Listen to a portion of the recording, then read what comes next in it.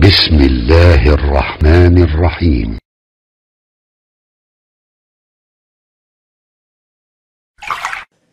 Ini pertanyaan dahsyat. Ustadz, ya, saya tidak berani menegur, menasihati imam masjidnya. Antum siapa? Antum anak kecil mau negur orang dewasa. Orang dewasa nggak senang ditegur, ya, nggak senang dinasihati. Lihat ya, yang dewasa, termasuk pemimpin, ingat, itu punya sifat khusus. Sifatnya tidak senang menerima teguran, tidak menerima saran, menerima masukan. Ibu di rumah, ibu itu istri, pemimpin suami. Kalau ibu punya masalah yang ingin sampaikan pada suami, jangan memberi saran, susah diterimanya. Berikan masukan.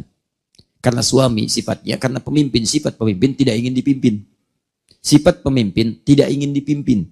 Ingat itu baik-baik. Sifatnya menerima masukan. Ketika masukan datang, maka kepemimpinan akan disejajarkan dengan penuh kelembutan. Ini misal, Anda di masjid, imam susah misalnya kan, salah. Jangan ditegur. Karena posisi Anda makmum. Tapi masuklah lewat hikmah. Kita lihat dulu apa yang dimaksudkan.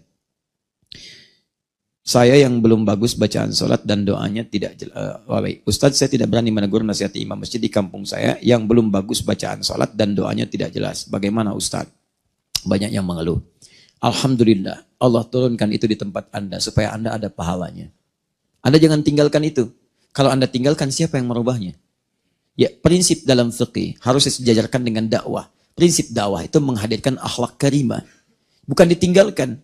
Kalau Anda tinggalkan, siapa yang menghidupkan itu? Kalau rumah Anda kotor, jangan pindah ke rumah lain. Bersihkan rumah Anda, sehingga Anda bisa tinggal nyaman di situ. Kalau semua orang meninggalkannya, siapa yang membersihkannya? Boleh jadi Allah jadikan Anda di situ, supaya Anda perbaiki keadaannya dengan lebih baik.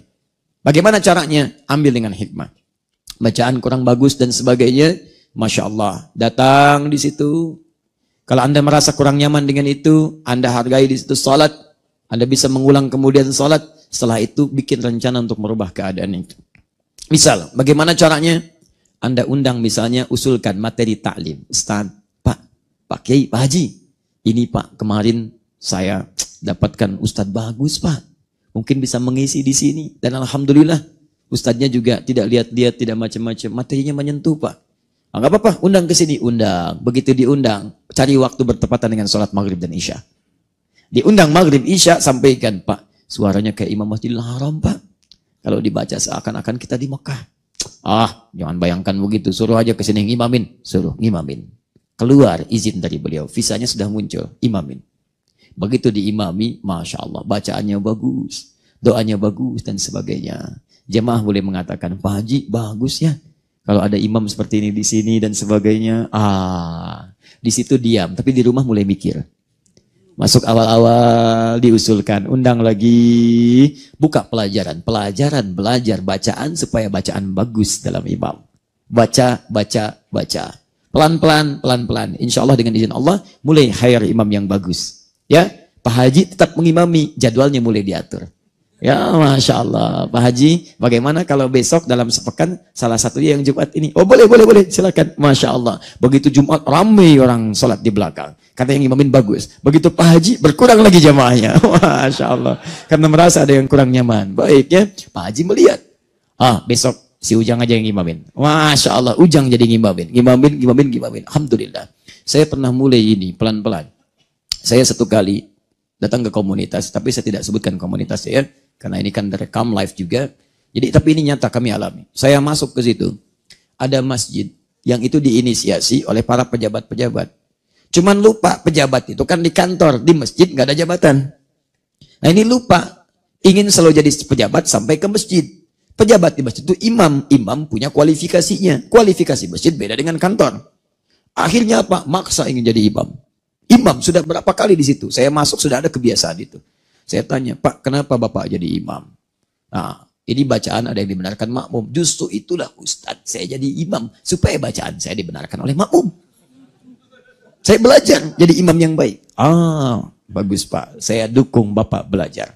Bapak ingin jadi bagus imamnya? Bagus. Bapak ingin dapat keutamaan dari Allah? Iya Ustadz. Begini Pak, insya Allah supaya lebih bagus, sebelum Bapak imami, kita ajari dulu dengan santri. Supaya bacaan Bapak lebih bagus. Bagus itu Ustaz. Sebelum Bapak imami, baca dulu ayatnya, setorkan ke santri Pak ya.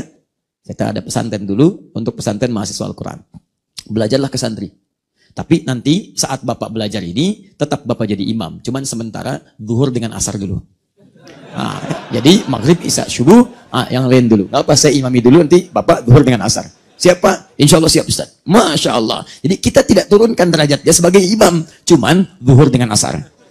Kita pindahkan waktunya. Jelas ya? Bapak imamnya tetap Pak, tapi imam yang silent. Ya, tapi kita nggak sebutkan silentnya, tetap zuhur dengan asar. Status dia nggak turun, tetap imam juga. Zuhur dengan asar. Maghrib, isya, datangkan. Yang bagus-bagus. Masya Allah. Mulai senang. Berangsur. Begitu bacaan dia sudah mulai bagus, kami perkenankan. Pak, silakan jadi imam. Sudah Ustaz. Yang lain saja yang lebih bagus. Silakan cek. Kita nggak paksa dia.